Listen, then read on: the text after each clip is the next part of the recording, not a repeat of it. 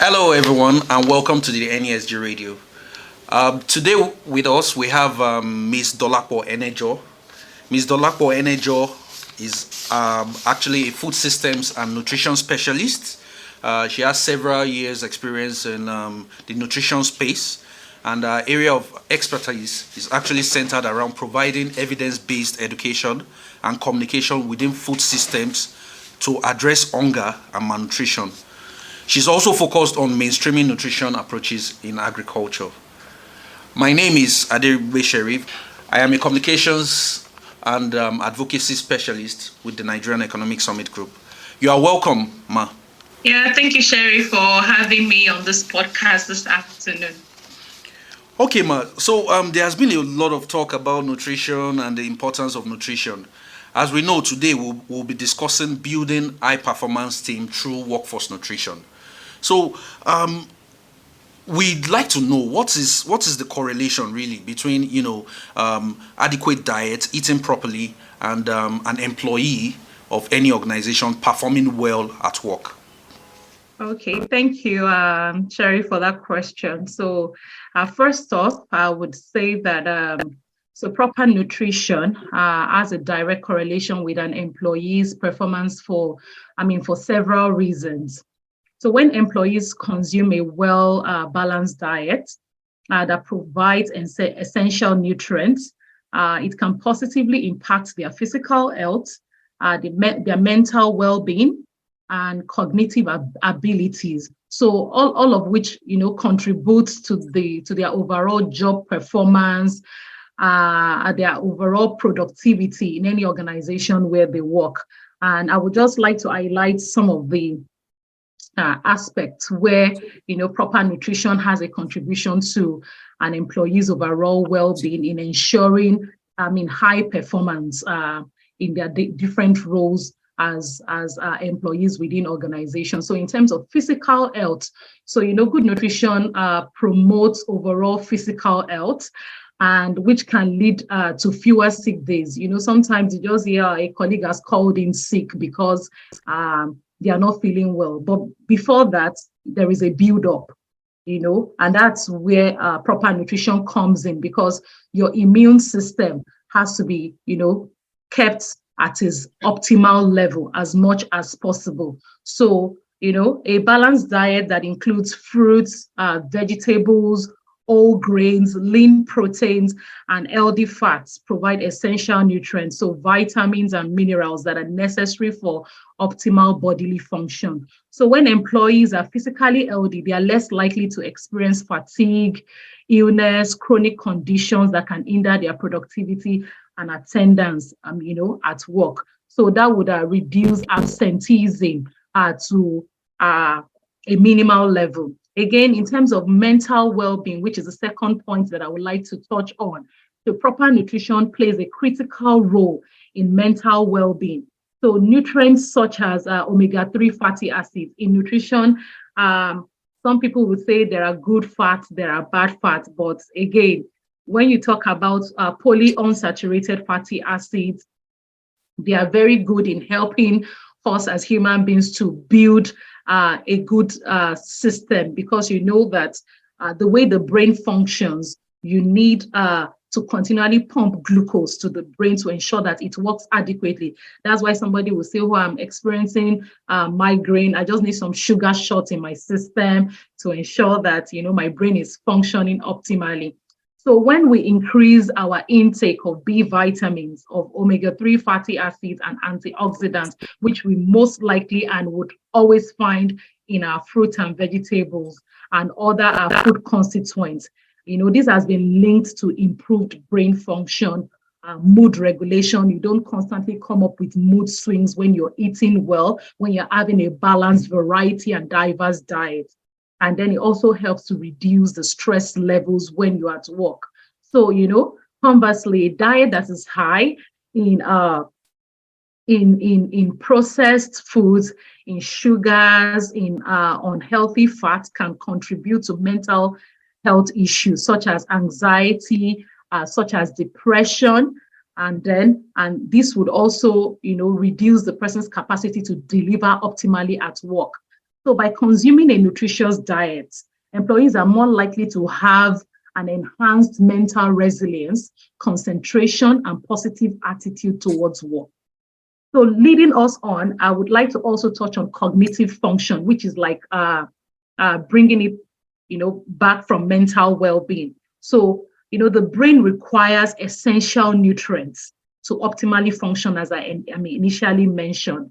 So because the cognitive processes allows, as different studies have shown, ensures that we are focused when we work, ensures that we are not only also focused, it also helps with memory retention. So your ability to create a balance in your memory, your ability to retain things in your memory, your ability to also process things, essentially is what we refer to as cognitive function. So when we have when we ensure that we have a varied, diverse diet, what then happens is that we are focused, your memory functions perfectly well, and then your ability to solve problems while at work is also enhanced. And studies have also shown that individuals that maintain a healthy diet have a better capacity at demonstrating improved decision-making skills.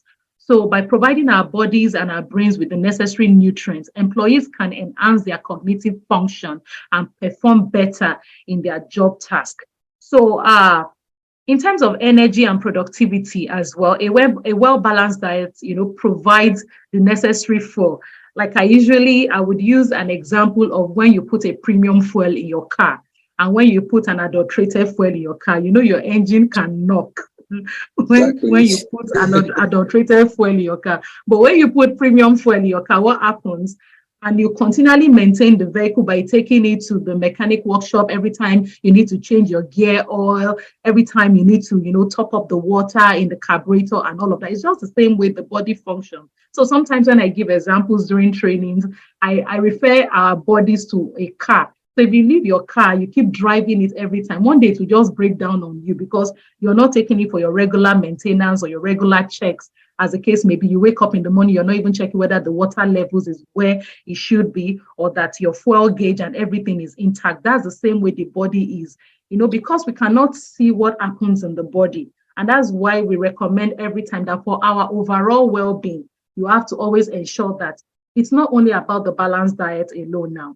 You also have to now ensure that you practice preventive medicine by going for regular checks with your GP, your doctor, to ensure that you carry out regular checks like checking your cholesterol level, your sugar levels, you are checking your blood pressure, your pulse rate, and everything that makes your body to function.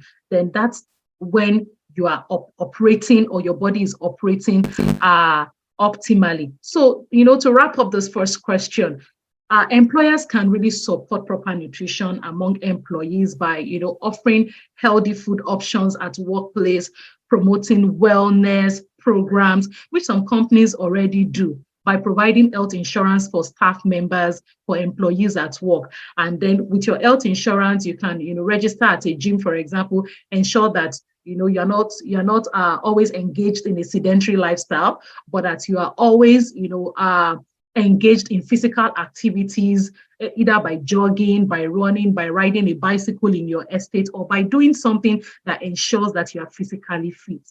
So I will stop there with the first question. Okay, thank you very much for that insightful response. As a matter of fact, you have helped our viewers, and listeners understand, the benefits of, of proper nutrition to, having a very high performing team in organizations. Okay, Ma. So this basically leads us to the next question. You've talked about how a well nourished, workforce can contribute to a high performing team, and in all, make organizations get the best out of their employees. So at this point, we are looking at real world examples that can make people understand the importance of having a proper workforce nutrition in place in their organizations. So the kind of examples that would demonstrate the benefits of workforce nutrition on team performance and productivity. Okay, I would like to cite a couple of examples. Recently looking at the World Economic Forum, it's something that is being currently driven by the Global Alliance for Improved Nutrition, by a couple of other organizations who are now trying to, incorporate food programs within their organizations. So an example that I will cite first is the Google's food program. So Google, for example, as is well known, is well known for its comprehensive food program, that offers employees access to nutritious meals, snacks, and beverages. Where in their offices, for example, there are vending machines where employees at during the break time or the time they are off work, you can go to your vending machine, you can slot in your card, or you can put in some funds and be able to get healthy snacks like apples, like oranges, like clementines, tangerines, and all of that. So something to just, that you can snack on rather than snacking on something that is not healthy or good for your health or for your body.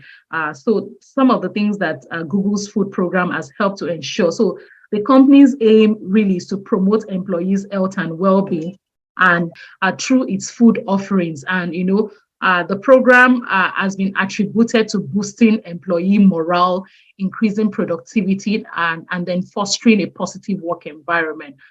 Another example I can also cite is the Johnson and Johnson wellness program. So Johnson and Johnson implemented a comprehensive wellness program for their employees, including nutrition education, healthy food options, and fitness initiatives. So, and then the program resulted in significant reduction in health risk among employees, improved overall health outcomes, and increased productivity. And the company estimated that Johnson and Johnson was able to save about $250 million on healthcare costs, over a decade. So those are, examples that we can cite to showcase positive outcomes that has been recorded within organizations who have incorporated workforce nutrition and have, ensured that they've built programs, initiatives within their system to ensure that employees are performing optimally. If you also look at one at the Harvard Business Review that talks about the effect of a healthy workforce team. One of the statistics that was quoted in that Harvard Business Review was that the cost to health costs as a result of lack of productivity from employees was costing about $15 billion, on an annual basis. And over time, based on this, programs, food programs and wellness initiatives being built within organizations, there's been a drastic reduction within loss of productivity, and to employees calling in sick at work and related issues. So I've cited Google's workforce program and workforce nutrition program, as well as Johnson and Johnson as wellness initiative. There are also other organizations who are coming up with such. Like I earlier mentioned, GAIN is one organization that is, championing this. And we also have organizations in China, in the United States of America, and also in UK who are also championing this course on, workforce nutrition intervention for employees. And like the American Journal of Health Promotion also talked about a study that focused on nutrition intervention program in the workplace. That intervention also brought about a positive result amongst employees that participated in the program, who improved their dietary habits, increased their intake of fruit and vegetable, and this also in turn, led to high job performance, increased productivity, and reduced absenteeism. So these are some of the examples that I can cite around workforce nutrition, how some of these initiatives have been implemented, and the kind of positive results and outcomes that is being recorded. And more organizations are now, being integrated into these programs, and we are seeing the kind of positive results that we want to see. Thank you very much. Your last answers were very insightful and incisive. I'm sure a lot of new organizations can now see the benefit of incorporating, given the examples that you highlighted for us. So, but if we look at it from having a very comprehensive nutrition program, in the workplace, what are, definitely there will be a lot of people that have different dietary needs, some due to cultural, some due to religious restrictions. They can't take certain foods. So when an organization intends to adopt a workforce nutrition program, and maybe creates a sort of nutrition plan, for their for their employees. So, what are the things that they should really absorb, or what are the strategies that they can follow to ensure that every employee gets what they need? Okay, so looking at the context of religion, cultural background, and different norms. We talk a lot about diversity, equity, and inclusion. So some of the ways that organizations can ensure that in their workplace there is inclusion, that we are ensuring inclusive, and we are respectful towards different cultures, different religious practices, dietary restrictions. Employers can follow different strategies by ensuring that there are diverse menu options. So some of the things that we do in terms of nutrition labeling. So to ensure that on food packages or food labels, for example, when we get food from food vendors, we ensure that the foods are well labeled to show the essential ingredients that are in that food substance. Some people in Africa don't even know that. They experience food allergens. You see, some people will just say, "Oh, I had granite and I started having some reaction on my skin and things like that." That is an allergy. So a lot of people don't even know what their bodies are allergic to in terms of foods that are being consumed. And, over time, a lot of food manufacturing companies are now coming up with different models and strategies whereby they label in bold on the nutritional information on the packages of food, which we call food labels. So they label them in bold to say that this food contains nuts, this food contains wheat, this food contains so and so ingredients. So that if you know that your body cannot, or is allergic, or cannot tolerate this kind of ingredients in your food, then you avoid, consuming such foods. So like I earlier said, one of the strategies that employers can employ is to ensure that there are diverse menu options. And that's by offering a variety of menu options, that cater for the needs of people, whether the person is vegetarian, the person is vegan, or, the person cannot eat foods that contains gluten or has some allergens that they react to. So also considering cultural norms. I know that our Muslim folks, for example, don't take pork or any food products that has anything that has to do with pork products within it, whether it's ham, whether it's pork itself, or anything made out of pork.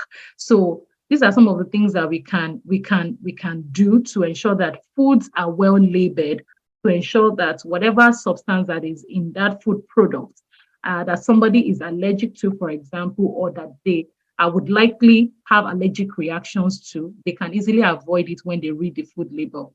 Another strategy would be to consult with nutritionists and maybe dietitians. So, and then engaging employees in the process. So if you are trying to get food vendors to provide healthy food options, for example, within the workplace, one thing to do would be to engage the employees to integrate them within the planning process. What are the kind of foods that you would like? Can we draw up the menu plan together? What are the kind of foods that you would like to see, come from our food vendors? Or, what are the kind of foods that you would want our food vendors to provide within the organization? I know that, for example, the Nigerian Economic Summit Group, has done this for a very long time for staff members by providing nutritious diet during lunch periods. And one of that has been done is by changing food vendors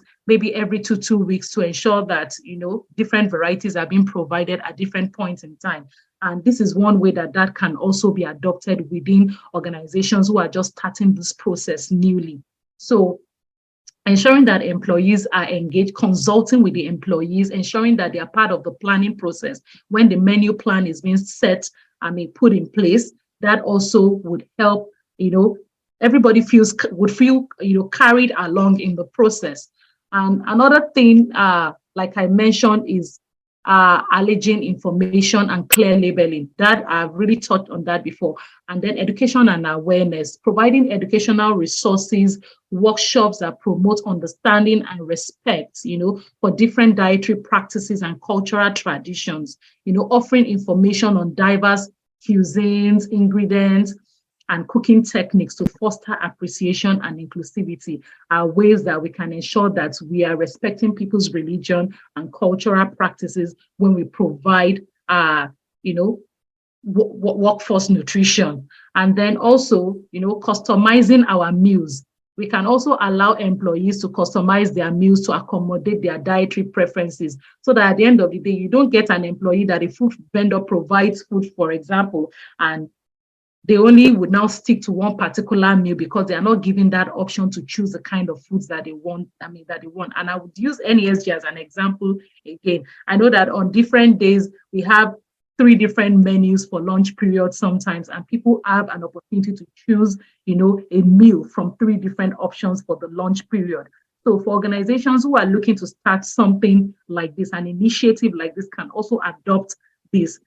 For a start, it could be a daunting task. People would think about the financial implication and all of that, but at least not starting is the one that, not even starting at all could be detrimental, but at least putting the best foot forward.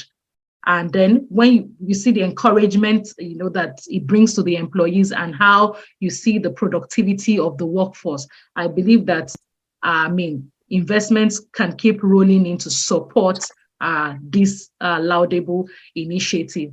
Another way would be to collaborate with external experts, like I rightly said, seeking advice from nutritionists, from dietitians, from people who curate menu plans for organizations. So to seek guidance, from them, and cultural consultants as well, who can provide insight into diverse dietary needs and help to design an inclusive program that will, ensure that everyone is well integrated into the initiative. So these are the ways that, we can accommodate different cultural practices, respect different, religions, and also dietary restrictions when we try to come up with wellness and dietary programs and initiative within the organization. So, and in terms of measuring the success of workforce nutrition, like I earlier said, we've seen positive outcomes recorded in different organizations who have started this. So we know that even with MSMEs or with startup organizations who are looking to start, to begin or to kick off similar initiative, definitely because of the positive outcomes that we've seen within other organizations, there is the likelihood that positive results would also, be recorded with any medium or small enterprise who is looking to start this kind of initiative.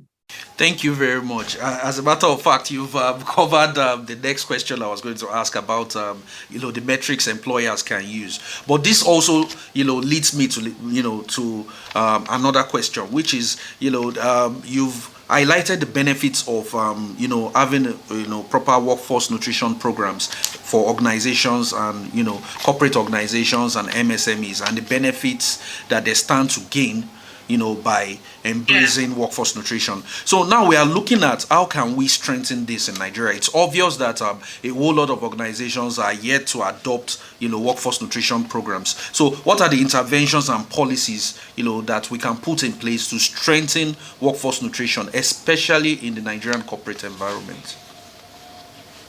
Okay, so am I talking about the metrics now? No, no, no, no, For not the the metrics. We are just looking at what policies can we, can the government initiate or implement, to ensure that workforce nutrition is strengthened both in the private sector and in the public sector. Okay, so one way that we can improve that would be to create a healthy food policy. So in doing this, the human resource management would have to come together with the top management or the senior management to ensure that this is put in place. So just the way you have an insurance policy for an organization, you have health policies and all the other policies that guides how employees must behave within an organization. Is the same way that we can also create a healthy food policy. And this policy would then, guide and support healthy eating within the workplace.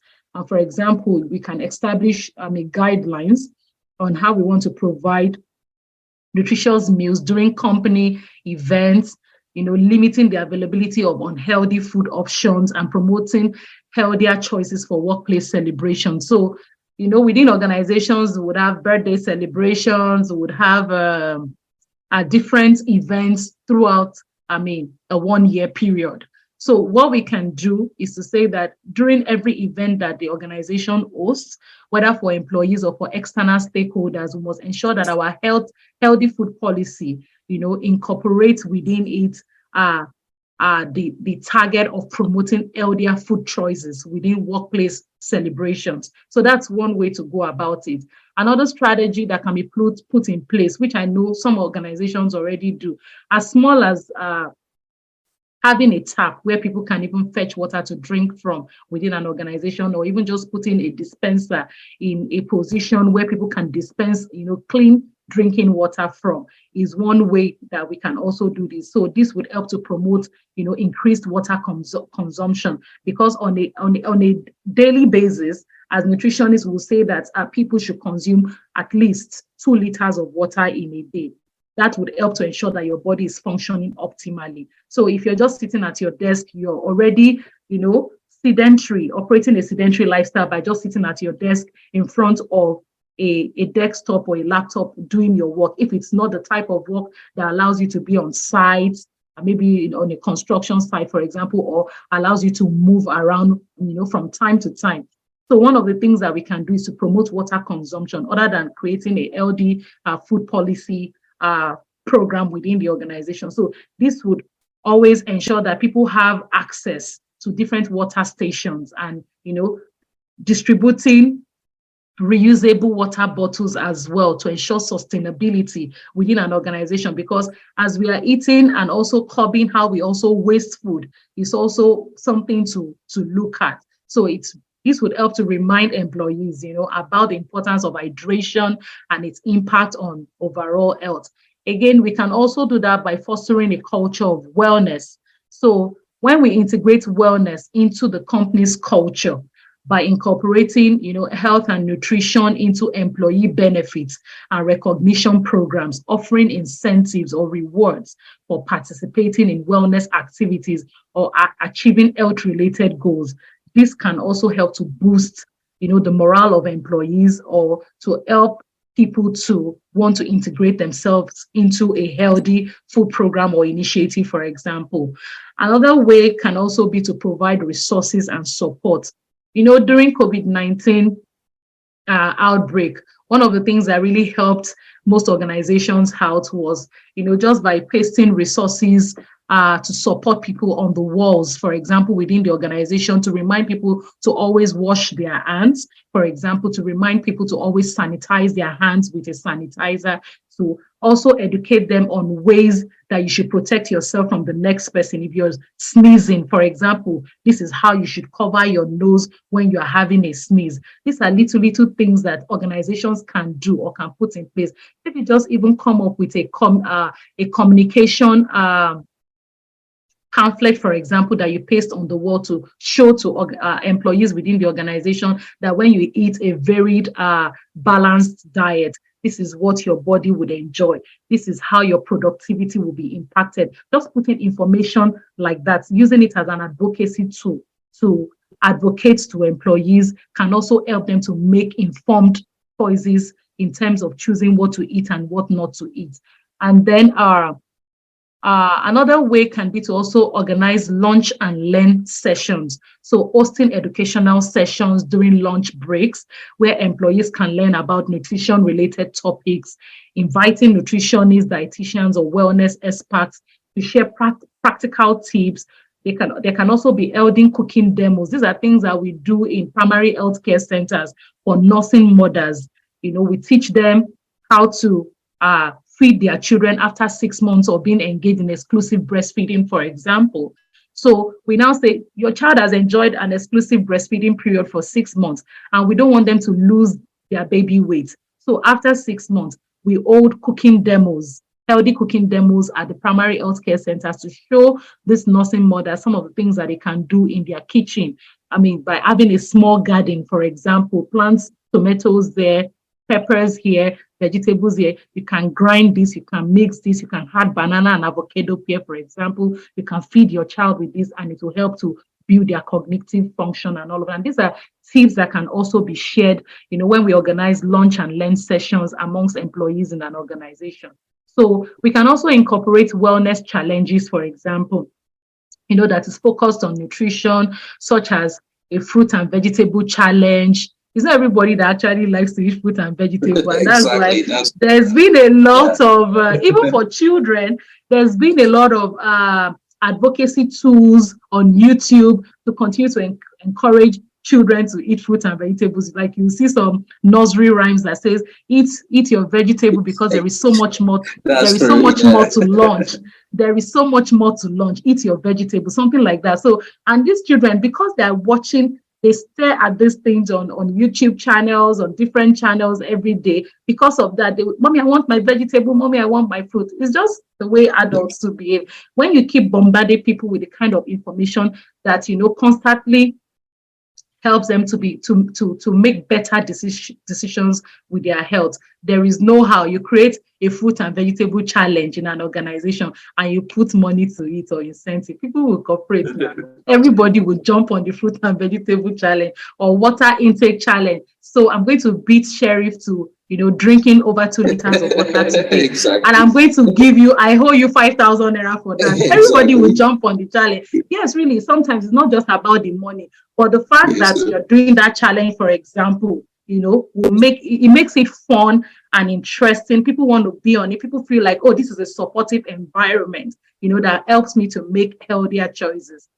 So the last thing I'm also going to talk about is that's the second to the last thing that I already talked about. Providing nutritional information to help people make informed decisions in terms of the kind of foods they want to choose. And another way would be to offer healthy, vending machines within the organization where people can buy snacks from, or where people can, obtain whole grain snacks, yogurts, vegetables, fruits, and remove or reduce the availability of sugary or unhealthy options.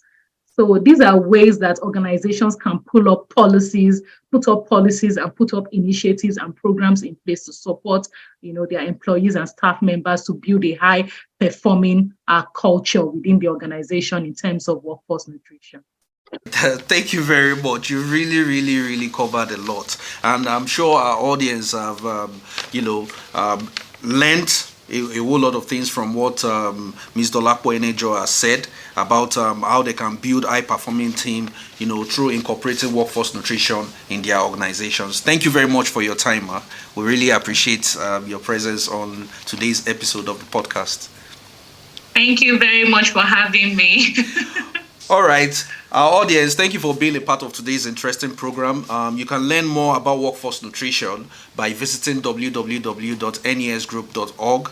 And if you also want to listen to other interesting conversations crossing across various sectors of the Nigerian economy, kindly visit www.nesgroup.org/podcast.